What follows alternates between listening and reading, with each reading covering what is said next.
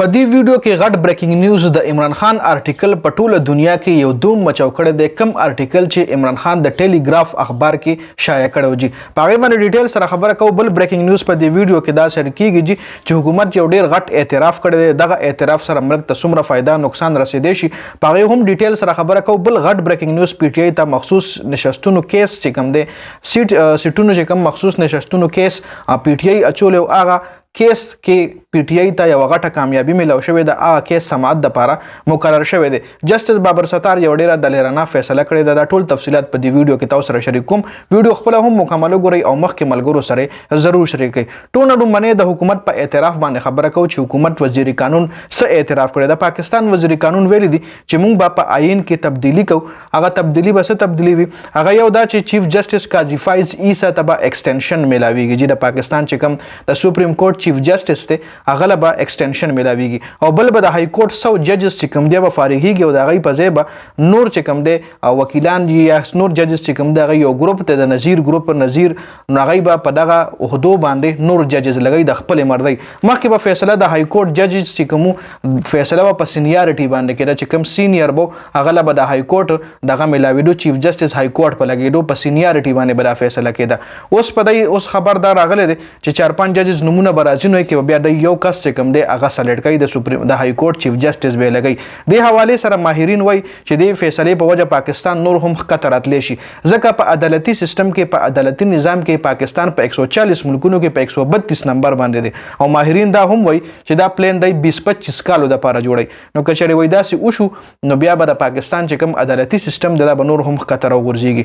بل پی ټی آی ته د مخصوص سیټونو کیس چې کوم هغه په 6 مۍ باندې په 8 مۍ باندې لګېدلی دی. په 6 مۍ باندې به هم سمات کېږي او کېدای شي په 8 مۍ باندې هم د پی ټی آی د مخصوص نشستونو چې کوم کیس دی هغه به د هغې سماعت کېږي. جی پی ټی آی چې څومره سیټونه ګټلي نو په هغه سیټونو پی ټی آی ته مخصوص نشستونه چې کوم دي تر اوسه پورې نه دي میلاو شوي.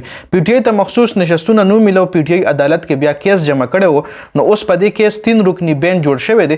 جسټس منصور علي شاه، جسټس اطهر من الله او جسټس محمد علي مظهر به د دې کیس سماعت شروع کوي. جی د دې کیس اوري به دا کیس دغه 3 ججز دي. چونکې جسټس محمد علي مظهر په سربراهۍ کې پی ټی آی نه بیټ نښه هم اخیستلی شوې وه.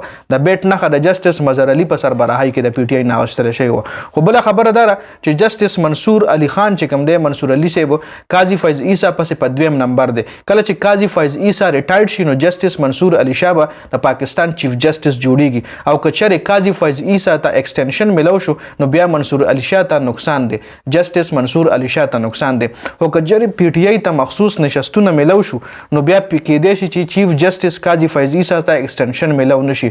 ځکه اوس به ډیټیل سره مو پوهیوم که چېرې پی ټی آی ته مخصوص نشستونه میلاویږي نو بیا مسلم لیگ نون 2/3 اکثریت سره دغه حکومت نه وي. خو که چېرې پی ټی آی نه مخصوص نشستونه واغستلی شو او دغه سیټونه مسلم لیگ نون ته میلاو شو نو بیا به د مسلم لیگ نون په اسمبلی کې هوډ شي، د هغې حکومت په 2/3 اکثریت باندې شي. او د پاکستان دا قانون دی چې د چا حکومت 2/3 اکثریت سره راشي نو بیا په قانون کې بیا په آئین کې ترمیم کولی شي. څوک په هم ابجیکشن نشي ریز کولی، څوک په هم تنقید نشي کولی. نو کوس پی ټی آی ته مخصوص نشستونه میلاو شو نو بیا پی ټی آی په دغه آئین ترمیم باندې دی باندې راوچتېدی شي. مطلب پی ټی آی چې کوم اپوزیشن دی به سټرانګ شي نو بیا که چېرې دی آئین کې ترمیم کوي نو یې بوله راوچتېږي د پی ټی آی کسان، د پی ټی آی رهنما بوله راوچتېږي چې ولې ترمیم کوئ، وجه څه ده، مطلب یې به پې ابجیکشن کولی شي.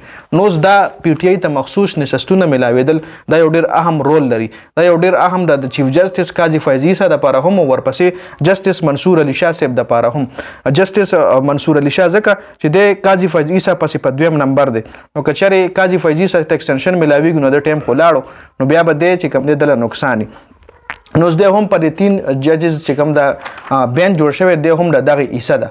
نو که چېرې د پی ټی آی په حق کې فیصله وکړه نو بیا اوس لو ورو ورو ګرمیږي. جی بل د عمران خان آرټیکل چې کوم دی هغه په ټوله دنیا کې دوم مچو کړی دی. عمران خان چې په کوم اخبار د ټیلیګراف کې آرټیکل لیکلو نو د هغې ماهانه ریچ چې کوم تقریبا 1 لاک 2 لاک پورې به د هغې ریچ و.